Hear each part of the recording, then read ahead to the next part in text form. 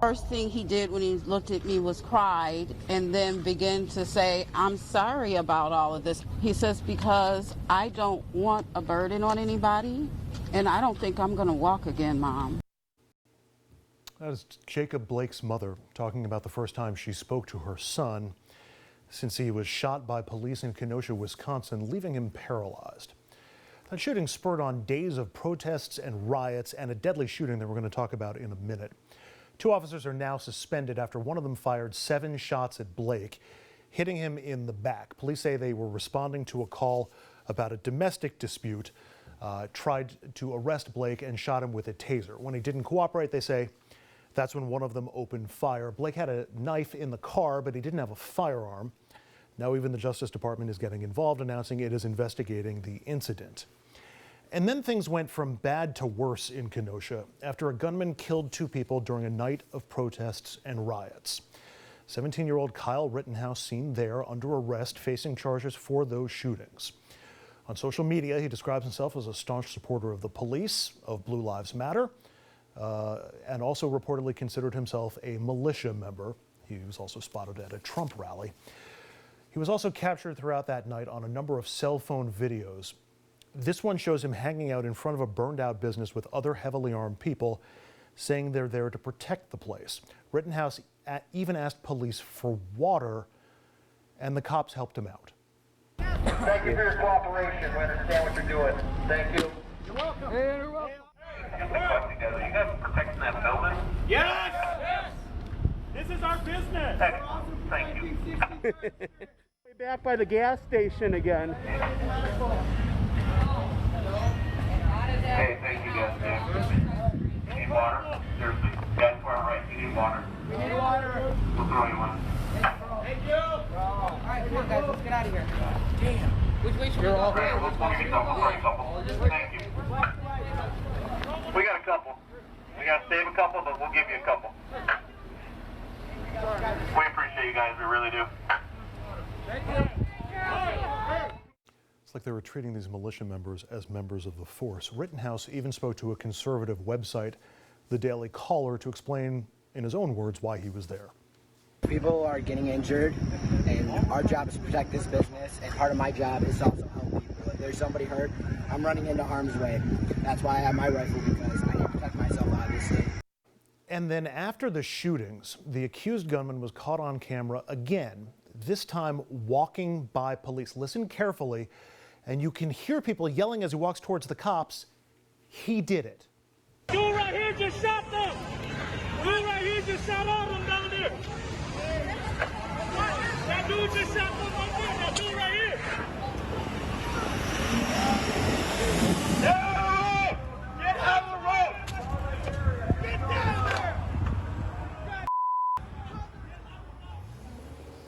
The police drove right past him to respond to the victims of the shooting that he's accused of shooting. And then Rittenhouse went home to Illinois and was arrested the next day, yesterday. And if that incident wasn't tragic or frightening enough, you could see it coming. For months, we've been talking on this program about that very kind of scene playing out. We saw the seeds of Kenosha at the State House in Michigan and elsewhere. Protesters armed with assault rifles in Lansing and other state capitals pushing for the country to reopen after the COVID shutdowns. The country was a tinderbox then, and it's only getting worse now. And just to make it even worse, Tucker Carlson went on Fox News last night ready to explain away what happened and to defend that teenage gunman.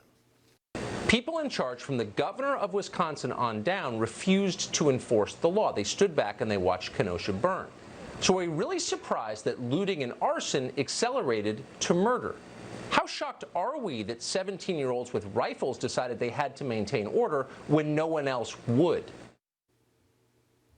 The situation in Kenosha prompted NBA players to boycott playoff games last night, but it looks like they're going to be taking the court again soon. Several pro soccer and baseball games were also postponed after players said they didn't want to take the field either.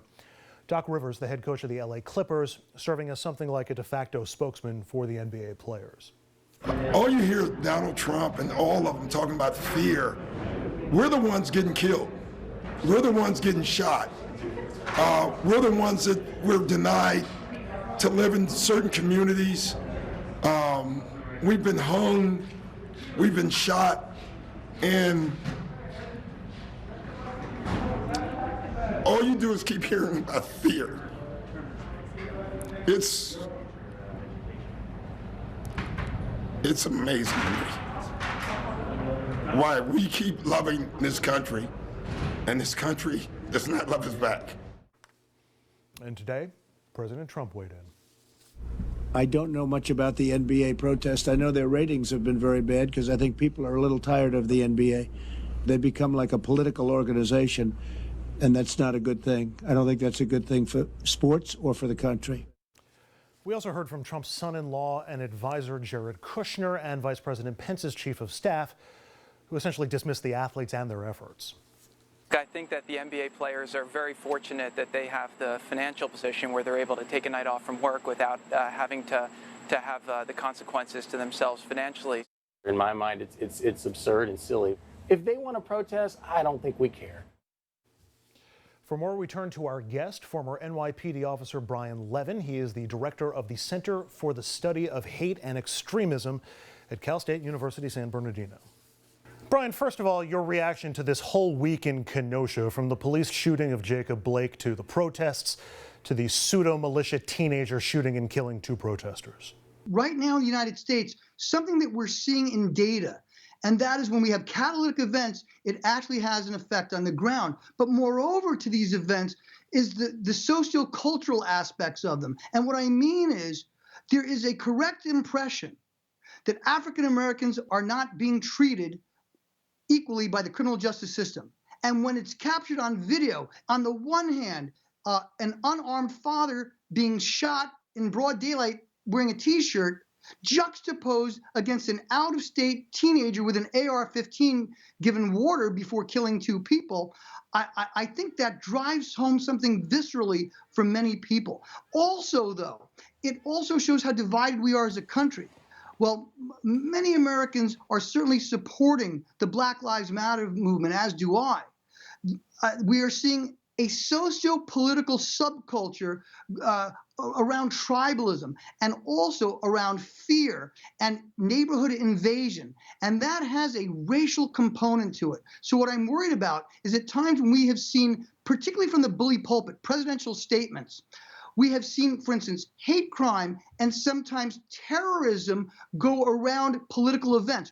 It does feel like we're seeing more and more of these pseudo-militia types popping up around the country, but also at these protests. Is that a recipe for violence? Does it make violence almost inevitable?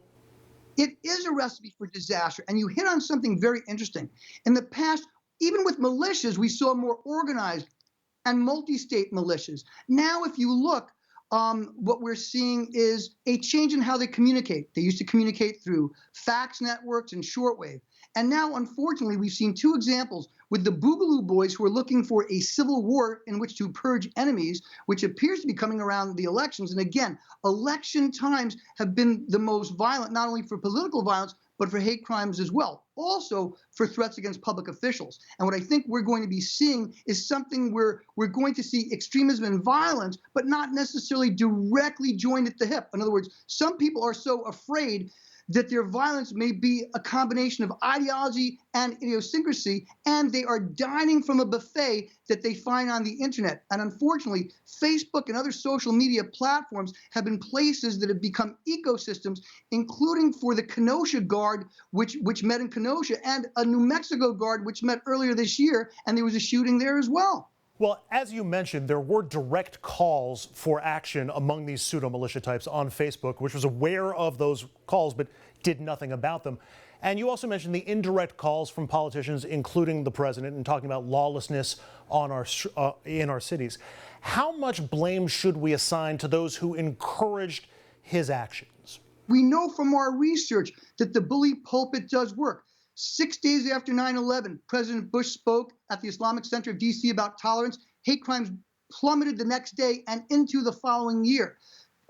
Conversely, the San Bernardino terror attack, December 2nd, 2015, hate crimes rose significantly. But after the Muslim ban proposal, hate crimes against Muslims rose another 23%. So the bottom line is we are now seeing, unfortunately, a combination of correlatives, political statements, extremist rhetoric on the internet, and also the promotion of fear.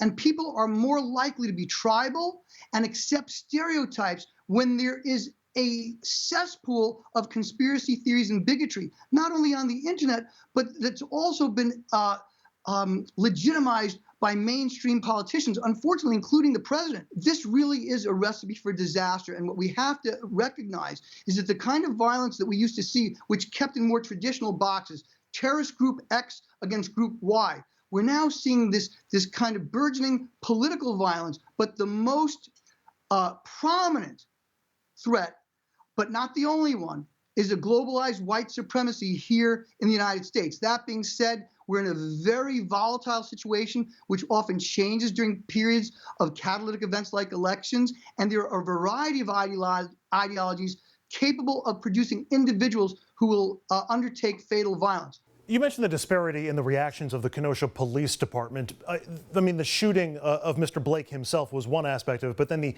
seemingly preferential treatment that the gunman got from police compared to Blake. They gave him water, they said they appreciated their presence, and then he walked right past them and went home. I fold that into reports that I've seen of hate group members and hate group supporters showing up in police forces and in the military.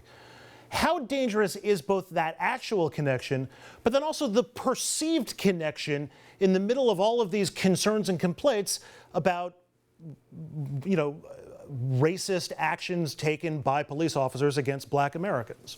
What we have to do is make sure that we do not allow people who have an issue with violence or an issue with respect to the constitutional application of the law without racial discrimination enter into our forces. That's bad. The perception of it is in police departments. No matter how big it is, that is a significant problem for the erosion of trust that communities need with these departments. And there's got to be some fundamental change. For instance, a national standard for use of force. States should also pass anti-militia laws. And what we cannot do is have armed militias like we have in other parts of the world seeming to be aligned in some way, or at least a perception thereof, with police departments. That, too, is a recipe for disaster. I think that was mishandled. Armed people do not belong at civilian protests, nor do they belong enforcing laws that police or National Guard should